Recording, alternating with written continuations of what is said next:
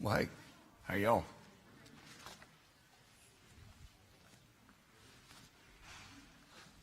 I believe we have people who have already headed out. Headed out and hit the road. That's what it seems like. Halloween. For Halloween, yes. Mm-hmm. Is Tuesday.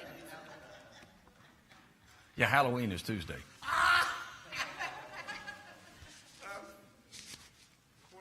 There we go. You know, they're very similar holidays, so. Yeah, come on up and teach again. You want to team teach? Yeah, let's do it. Let's team teach it.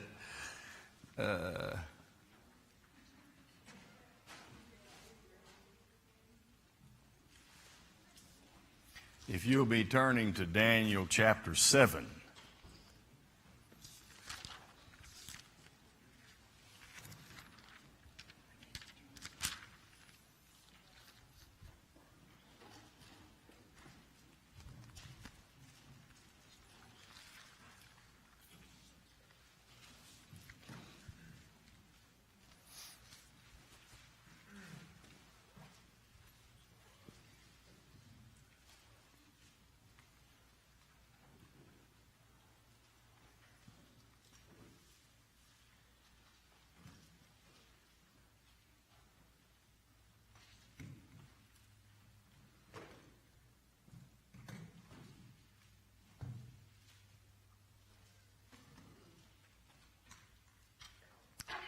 All right.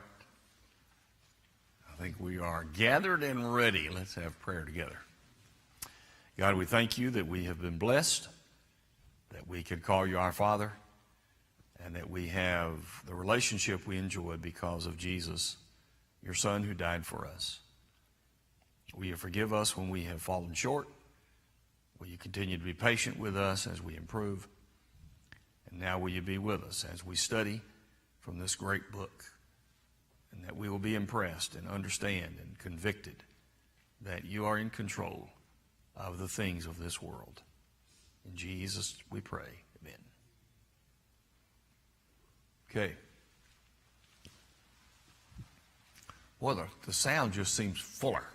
Did we get new speakers or anything, microphones or something? It just seems a lot fuller to me. All right, chapter 7. I told you when we started Daniel we're going to do it chronologically because it is not written chronologically. It is written for the purpose that it was designed to do. And basically the first 6 chapters were arranged the way they were to get to the Second Empire that would allow the Jews to go home. Prophesied in 2 Chronicles 36 by name that Cyrus would let them go. And so things that happened in the first 6 chapters were getting to that point. Chapter 7 through the end of the book are written together because they are telling the same way. Using the thing, and we will, as we start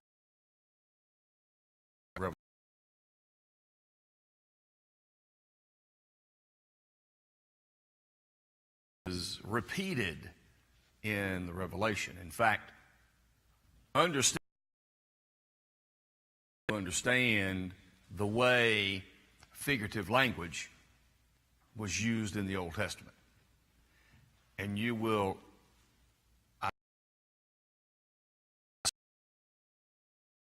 Daniel and Revelation. And if you are at all familiar with the Revelation, you will hear that similarity in our study today. And I don't expect that we will necessarily finish this entire section today. But what we will be considering is 7 and 8 are the next 2 chapters, and we'll look at those over time. Now, obviously then, after Nebuchadnezzar was deposed. He was no longer the king. Belshazzar, verse 1 of chapter 7, in his first year is when this dream occurred. Daniel had the dream. He had the vision. He wrote it down. And then the text says, telling the main facts. And so Daniel is revealing the dream that he had. Prior to this, of course, we had the dreams given to the king. But this is the dream, these dreams given to Daniel.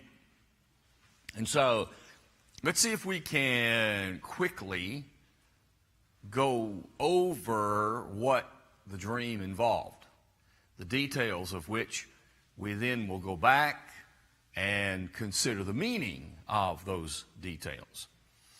But basically what he is saying in this chapter is that there are 4 beasts. He saw 4 beasts who were brought in by the 4 winds of the earth. The 4 winds is a popular phrase in Old Testament times. It had reference to the 4, it seemed like the 4 corners of the earth, same idea. And so, excuse me, so what it seems like is then, he's saying that the entire world is upset. And of course, in that region, which was the known world at the time, these things did upset that entire world. And so we have 4 beasts. We have a lion with eagle's wings that were plucked off, and then it was lifted up from the earth, stood up like a man, verse 4, on 2 feet, and had a man's heart. Have a second beast, verse 5, and it was a bear. Of course, the text, the vision says it was like a bear. Probably, when you're reading these kinds of visions and these kinds of dreams, you can probably relate to them. I can relate to them. If you think about some of the crazy dreams that your head produces while you're sleeping, and you try, and when you remember them, you're thinking about, well, it was sort of like this, right? And that probably is how Daniel is looking at it. It was like a bear, and had the appearance of. Raised up on one side with 3 ribs in the mouth, it was told to devour much flesh. That's number 2. Then there was a third one, like a leopard, verse 6. It had 4 wings of a bird on its back. It had 4 heads and had dominion given to it. And then there was a 4th beast. And this beast was dreadful and terrible and exceedingly strong. This beast is not given an animal name. This beast is, as he is hearing or seeing this vision and recalling it, if you will, it was so terrible he couldn't even think of one. I mean, it might be something that he, at least the other ones, they are familiar to him in life. I mean, these are animals that we see. And they have their own power, they have their own strength. This was something far beyond that. Sounds sort of like what you might want to think as a dragon. I mean, he can't describe it as any animal, but when we come to the Revelation, we end up with a terrible beast that is hideous and is called a dragon. So it had huge iron teeth. It devoured everything, trampling the residue with its feet. I think that's a very descriptive terminology. Devouring everything and then trampling the residue. And it was different from all the other ones. It had 10 horns, verse 7. And he said, as I was considering the horns, and there was another horn, a little one, coming up among them, before whom 3 of the first horns were plucked out by the roots. And there in this horn were eyes like the eyes of a man, and a mouth speaking pompous words. Okay, this terrible beast different from the other ones, and described as having 10 heads, or 10 horns, that is. And then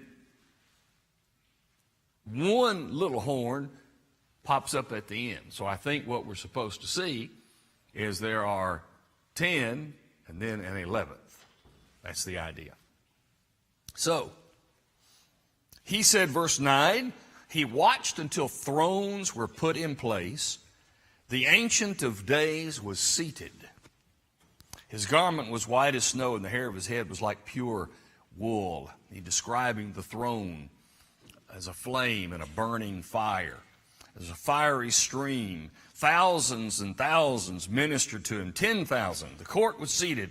The books were open. That's a phrase that ought to sound very familiar to you from Revelation. And then I watched then because of the sound of the pompous words which the horn was speaking. That little horn, after the 10, the other one, speaking these pompous words. And then finally that beast was destroyed. And they had all the rest of the beasts had their dominion taken away. And then he said in verse 13, I was watching in the night visions, behold, one like the Son of Man, coming with the clouds of heavens. He came forth to the Ancient of Days. If you are accustomed to marking things in your Bible, you might want to mark that phrase, he came to the Ancient of Days. We'll see that in a minute and tell you why. And they brought him near before him. Then to him was given dominion, glory, and a kingdom, that all peoples, nations, and languages should serve him. His dominion is an everlasting dominion, which shall not pass away, and his kingdom the one which shall not be destroyed. And Daniel was wanting to know, of course, what is this? Verse 17. There are 4 kings. Now he's going to tell us some things by way of interpretation. Not every detail is ever discussed in any of these, but the details that we have will give us enough familiarity that we can then attach them to chapter 2, when you have that image with the 4 sections. You're going to see the familiarity there. And so he's beginning to tell us what the meaning of it is, at least to some degree. There are 4 kings, verse 17, but the saints of the Most High will receive the kingdom and possess it forever and ever. So there are going to be 4 kings, which obviously means kings standing for the 4 kingdoms. We had those same 4 kingdoms in the image of chapter 2. But then he says the saints will have a kingdom. And so you call back to chapter 2. Remember, there were 4 kingdoms, and what was the 5th kingdom represented as in chapter 2? It was represented as what? A mountain. And what was cut out? A big rock that did what? Right? And then but it struck down the image, right? Crushed it all to pieces. The same thing. It's a 5th kingdom. It's exactly what he's talking about here. And notice what happened. It had teeth of iron and nails of bronze, which devoured, broke in pieces, trampled the residue. The 10 horns were on its head. The other horn came up before which 3 fell. Namely, that horn which had eyes and a mouth, which spoke pompous words, before whom, this other horn, 3 kings fell. So he is giving us not extremely specific, but enough that we can, in history, understand what's going on. Because the whole point of prophecy is to show that God is in charge and to give testimony to the veracity of God's word. That's the whole point of prophecy. He uses words like saints. Saint isn't a word you accustomedly use in the Old Testament. No, it's not. Why do you think then he would use it? I mean, how would he know what that word meant? Well, probably the same way he would know, I would think, what the prophecy is about. God tells him. That's another hint about what's going on. Using a word that he's talking about Jewish time. And that never was a term, saint, used to describe them. But it was used to describe the ones who will get the final kingdom, the saints. And so he's looking, that's another piece of evidence about what he's talking about. So that's good. That's a good thing to recognize. Okay? Now, in verse 23, then he says, the fourth beast shall be a fourth kingdom on earth. He's making it very clear. It'll devour everybody.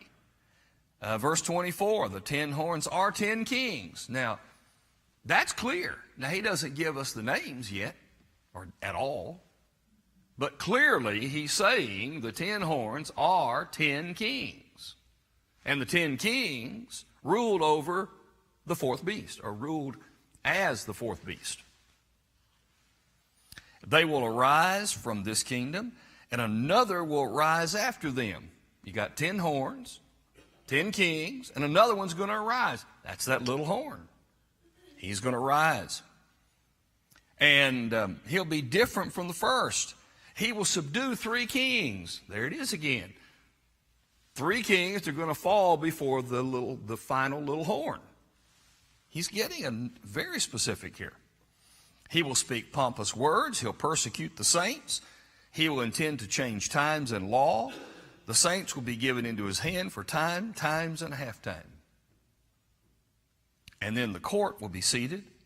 They will take away his dominion, consume and destroy it forever. The kingdom, dominion, the greatness of the kingdoms under the whole heaven shall be given to the people, the saints of the Most High. His kingdom is an everlasting kingdom, and all dominions shall serve and obey him.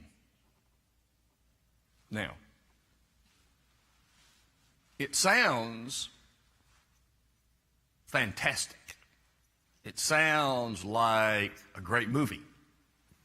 It sounds so symbolic that you could stumble over what is there. And indeed, many have. One of the reasons that we need to study the book of Daniel is because it is one of the central books of prophecy that the religious world uses to interpret current events by using the book of Daniel. And they do it all the time. And so what we need to do is be able to say, well, wait, before we buy into that, how specific can we be? How much clarity has God given us in the prophecy? And I'm going to suggest to you that he has given us great clarity. There is more clarity even than might at first appear to be. So I want to back up now, and let's walk through this prophecy and identify what we see here. And look at how specific when we're looking on this side of the prophecy and we look back, we can see how specific this prophecy really was. Now, granted, he was here looking this way. And so the details were not clear. God either didn't make them any clearer than he did, or he just chose not to write them. But when you take the clarity that he has combined with the clarity we can see looking backwards, this thing just falls into place beautifully. So that's what I want us to consider. All right, let's talk first of all about the lion. Look at those verses quickly and tell me, when you hear this, what comes to your mind? The first was like a lion and had eagle's wings. I watched till its wings were plucked off, and it was lifted up from the earth and made to stand on 2 feet like a man, and a man's heart was given to it. Does that ring a bell with you in any way? Is there anything that jumps out to you about that reading? Became more humane with his reign. There you go. See, I think that it's obvious when he tells us that we're talking about 4 kingdoms. It's obvious that the first beast is Babylon. Babylon is the first beast that is represented by the king Nebuchadnezzar. And Nebuchadnezzar had that incident, you recall, when he decided that he had done everything himself without the Lord, and God sent him out in the field for 7 years, where apparently he went around on all 4s. And then he had 2 feet, and he stood up like a man, and he was given a man's heart. The idea, there probably is some reference here, as Belshazzar would have remembered that. I don't know how long a time it was from him regaining his sanity. I read after one person who said it was his opinion 23 years. I don't know where he gets it, because you can pretty well figure out when Belshazzar started reigning, but knowing how far back Nebuchadnezzar had that event happen in his life might be a little more difficult. But if you think 20 years or so, it will still be fresh, obviously. That's not something that anybody would forget very soon. And so it appears obvious to me that he is talking about Babylon, the kingdom of Babylon. And this whole situation seems to me to recall the events of Nebuchadnezzar. There's a passage that I meant to go to before we got here. In the New Testament, look at Galatians chapter 4 for just a minute. I meant to go there.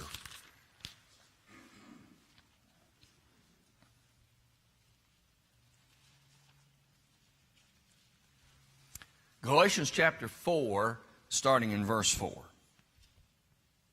But when the fullness of the time had come, God sent forth his Son, born of a woman, born under the law, to redeem those who were under the law, that we might receive the adoption as sons. That phrase, when the fullness of time had come. God used situations to get to their fullness. And when the fullness came, when everything was at the very best time to do what God wanted to do, that's when Jesus came. And so, as we're watching these things unfold, there must be a purpose behind them. There must be a reason behind them. Maybe we're told, maybe we're not. But we can rest assured that they are. They do have a reason. And as we walk through, I'll suggest some reasoning. And so what we have is this Babylon taking over Judah. And they went into captivity for 70 years. Remember, as God had prophesied. Now, in some reading I found that I didn't realize this, but Babylon's capturing of Judah and taking them into the captivity for 70 years is when the synagogue system of the Jews began. That's when it began. They didn't have that before. But after that, when they were gone in captivity for that period of time, the synagogue arose. And how important is the synagogue in New Testament times?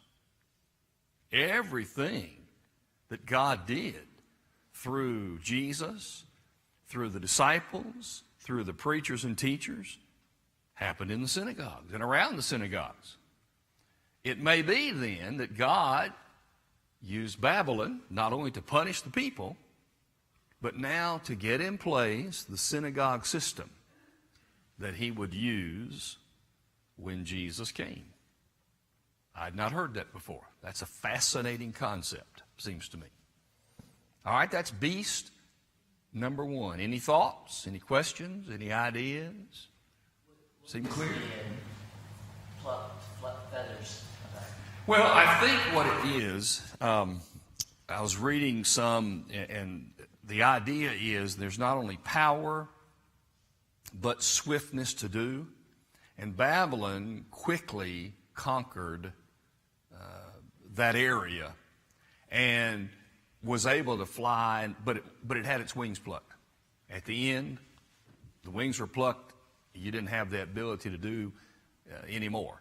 So that at the beginning of its time, it was able to quickly do what it did, but then the wings were plucked, and apparently after they had conquered the Jews and put them into captivity, they didn't do it anymore. The history does not verify that they went out and did any more conquering. Their wings were plucked. They flew and got God's people, and then they were plucked. I'm going to read my little footnote. Why you just do that? I'm just going to read a little portion of it. It says statues of winged lions have been recovered from Babylon ruins. Yes. I think that's an important part of this too. Yeah, I'm glad you said that. I have seen those in the archaeological digs. I saw some pictures of those, and what she's saying is that in the archaeological digs of the Babylon area, they have actually found winged lions as images. It's a fascinating thing. Reference the plucking of the wings as Nebuchadnezzar's humiliation. Yes, someone else had mentioned that, and I think that's figurative of the fact that Babylon itself, even though it had been a conquering nation, was basically put into a pause mode. They didn't do much. And so it's built on, and in fact, that happens a lot in Scripture, how one person is discussed to stand for a whole. So that he's talking here, he says there are 4 kings coming. Well, there weren't 4 kings. There were 4 kingdoms. But they're all represented by a king. And so that's how he talked about it. And that's probably what's going on. Nebuchadnezzar was the representative of the fact that Babylon, in its greatness to conquer, was now humiliated and had their wings plucked. Probably true. But notice the clarity. When you step back and let the text talk to you through known history, it's clear. All right, let's look at number 2. We know that the second kingdom, based on Daniel 2 and on history, was the Medo-Persian Empire. It was like a bear raised up on one side with 3 ribs in its mouth. Now, let me ask you this. When I read it, I thought to myself this question, which you probably asked too. Why and what is the purpose of raised up on one side? In fact, I've tried in my head to imagine what that image would look like. I mean, if you have a bear standing up here, okay, and it's raised up on one side, it would almost seem like it was this way, right? One side higher than the other. Is that the picture you get? Do you see something else? Do you see any potential reason for why it was raised up on one side? The eventual dominance of Persia. That's what I think it is. It's the Medo-Persian Empire, but Persia became the dominant part of that reigning, of that empire. In fact, they're the ones that are known in history. The Medes, while they had some power, they just sort of faded off, and Persia became the one. They were very warlike people, the Persians were. And so that's probably what it means. That's what I thought about, and that makes sense to me. Raised up on one side. Now, well, not fascinating, but the thing is, 3 ribs in its mouth. What is that all about? What do you think it might be? If the bear is a kingdom. Lydia, Babylon, and Egypt. Well, aren't Bible notes, footnotes in your Bibles, aren't they great? Well, if you can trust them. And yes, those are the same ones I found. Babylon was conquered by the Medo-Persian Empire.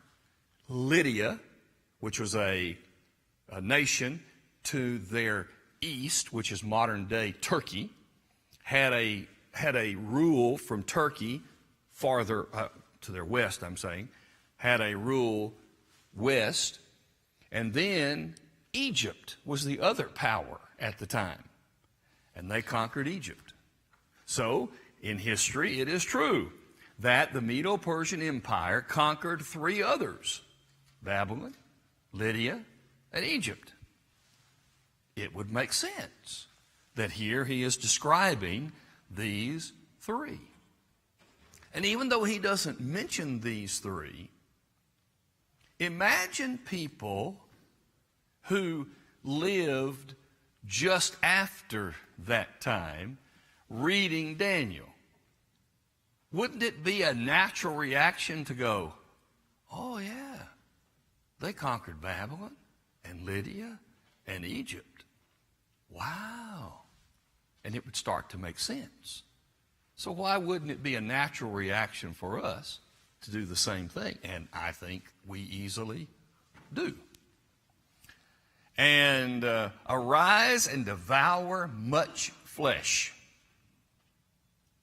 Seems like they spread their kingdom pretty wide, wider than Babylon did. One of the things that the Medo-Persians, well, let me ask you this. When you think about Medo-Persia, what phraseology comes to your mind? Any?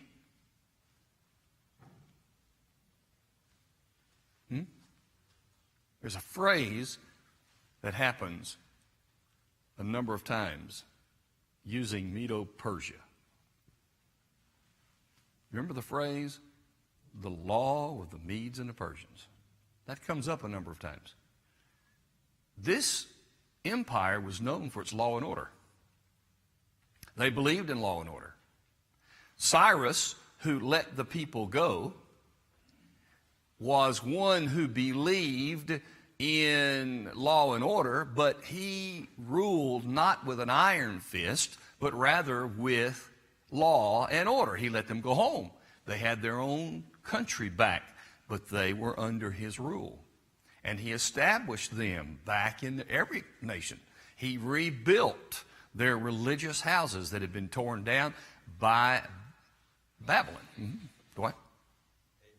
Stock market terminology, a down market is called a bear market because when a bear attacks, it knocks its enemy down. I know the stock market wasn't in existence back then, but that particular animal was implied to knock them down. And so that perfectly fits the concept of conquering those 3 countries. Yeah.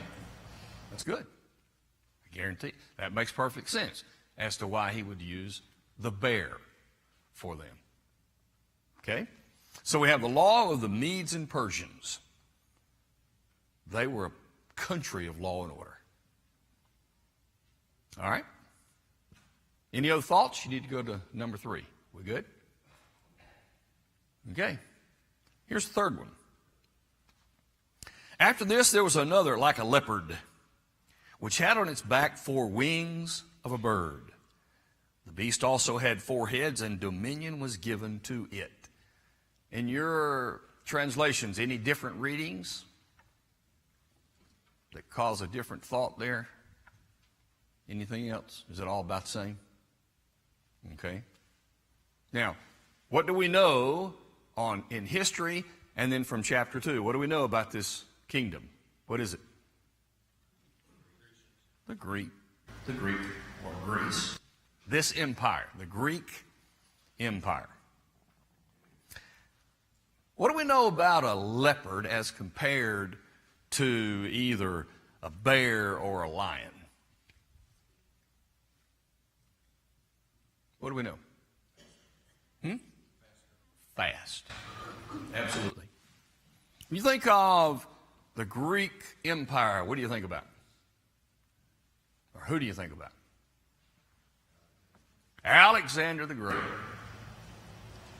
And he so quickly charged over the entire known world. I mean, because he died when he was 32. And by the time he was 32, was he the one credited with the phrase that he was sad there were no more worlds to conquer? Was that him or was that another one? Some of you history people. That was him. Thank you. That's what I thought. But he did it so fast. With the speed of a leopard. He absolutely ran roughshod over the world. Leopard then makes perfect sense. The wings of a bird would signal the idea that of flying fast and getting far. I don't remember, there have been different movies made. I watched one where he was pictured as constantly on the move, not wanting to take time to go home. He was constantly on the move, trying to get so far. He went not only fast, he went far, like on the wings of a bird. And it had 4 heads. 4 heads. The Great, that is true. But he died so young and conquered so quickly that apparently when he died, he did not leave a successor. And therefore, there were 4 men who became the rulers of Greece. Cassander, Lysimachus, Seleucus, and Ptolemy. Well, those are historically factual people.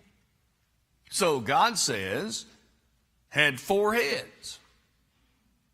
Well, the 4 heads match that very well. And I think the Grecian Empire lasted for, a couple hundred years? 150? So, God is unfolding things here in a way that, while not clear, it's still pretty clear. And this is not coincidental that we can match up history with the details that we see that Daniel's vision has. And that's the whole point that we're trying to make. Mm-hmm. I think it's interesting, too, that Alexander's rule, his reign, occurred during the 400 years or so of silence between the Old Testament and the New. That's very true. And God used him during that silent period as that leopard to build roads and highways that God used as his internet to spread the gospel of Christ. And I've just always found it interesting that this occurred during those 400 years that people think God really wasn't doing anything. God was doing a lot.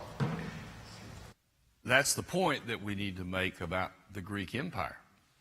They were responsible for conquering the world to the extent that by conquering the entire world, they united the world in language and in travel. So God again is using them until the fullness of the time. Unless there was a common language, it would be difficult to spread the message of Jesus Christ. But because of Greece, the Greek language became the worldwide language. And so much so that Rome used it. And, of course, Latin came into that some, but it was a higher language. It was the courts and such. But that's God's use of the Greek Empire to accomplish his fullness of time. That's very good. Okay. Now let's look at the fourth one. Now remember, this beast is the fourth beast, and it's terrible. It's a terrible beast. Not given a name of an animal because it is so bad. When we get over into Revelation, and next week we're going to simply go over there and look at a few passages just to see the similarity of thought. The Roman Empire, if that's what the Revelation is about, and that's what I think it is about, the hideous creatures that are used to describe the Roman Empire fit this concept extremely well. They are terrible and exceedingly strong. And in fact, they did break in pieces and trample down the residue. Isn't it true that the Roman Empire is considered to be one of the greatest militaristic armies that has ever marched? So many innovations, so many things that they put in their military that made them so powerful that the earth shook when they came around. That's what he's talking about. And in the midst of this, he says, he was different from all the others, and it had 10 horns. 10 horns. So, what I think we're going to see, what I think is true, is that it had 10 different kings who ruled over Rome. And there were. Up until, now of course the Roman Empire lasted technically into what? 400? Is that fair? 350 to 400 AD? But it never became, after the first century, it was never as powerful again. It began to fall apart from the inside, and therefore the outside was able to get in. But its power up through the first century was under 10 kings that ruled. And the 10 kings that you've heard all about, they are Pompey, Julius Caesar, Augustus Caesar, Tiberius Caesar, Caligula, Nero, Galba, Otho, and Vitellius, which would make the little horn that grew up Vespasian. Now, if you look down, and we're going to go into this more deeply next time, but if you look down in verse 8, I was considering the horns. There was another horn, a little one, coming up among them, before whom 3 of the first horns were plucked out by the roots. After Nero died, there was a struggle as to who would be the emperor. And for about a year, the military and different ones fought it out until finally Galba and Otho were defeated by Vitellius and Vespasian. And then Vespasian was given the title Emperor of Rome by the Senate.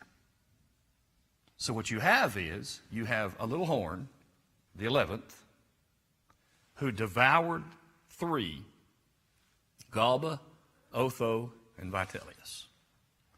And Vespasian became the one who said pompous words and persecuted the saints. I believe that that's what the whole book of Revelation is about. right there. Look forward to the future. Okay, we're going to finish up 7 and go into 8. So be looking ahead.